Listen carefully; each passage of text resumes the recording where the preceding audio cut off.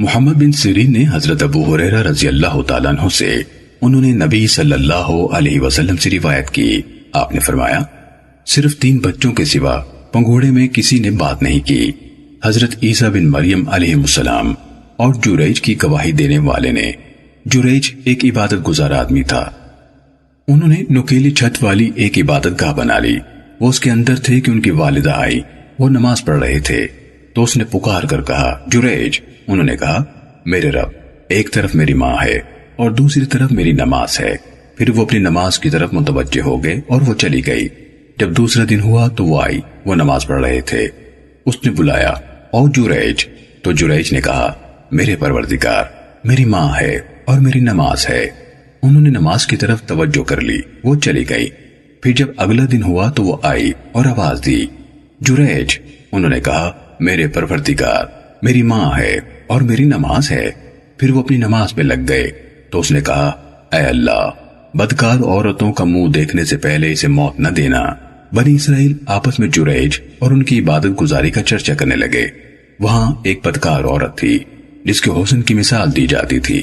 وہ کہنے لگے اگر تم چاہو تو میں تمہاری خاطر اسے فتنے میں ڈال سکتی ہوں۔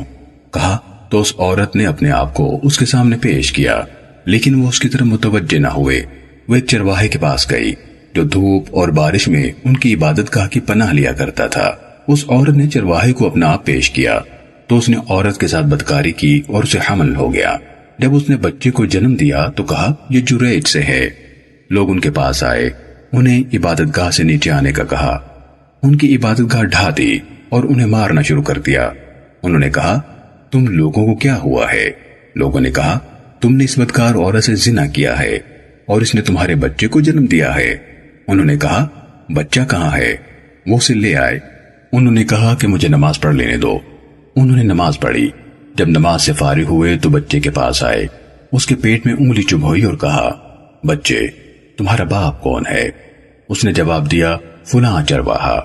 آپ نے فرمایا پھر وہ لوگ جریج کی طرف لپ کے انہیں چومتے تھے اور برکت حاصل کرنے کے لیے ان کو ہاتھ لگاتے تھے، اور انہوں نے کہا ہم آپ کی عبادت گاہ سونے چاندی کی بنا دیتے ہیں۔ انہوں نے کہا نہیں، اسے مٹی سے دوبارہ اسی طرح بنا دو جیسے وہ تھی۔ تو انہوں نے ویسے ہی کیا، اور ایک بچہ اپنی ماں کا دودھ پی رہا تھا۔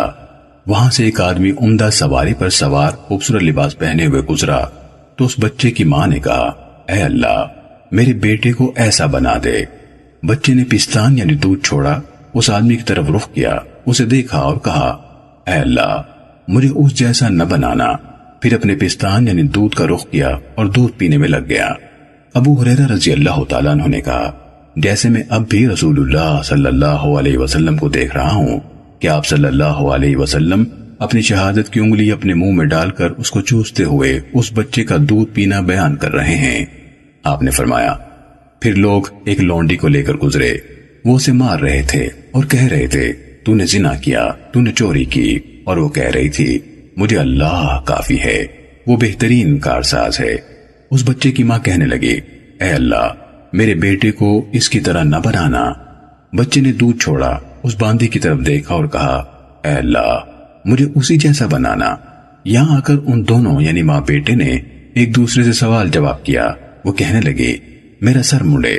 بہت اچھی حیت کا ایک آدمی گزرا، میں نے کہا کہ اے اللہ، میرے بیٹے کو اس جیسا بنانا، تو تم نے کہا اے اللہ، مجھے اس جیسا نہ بنانا۔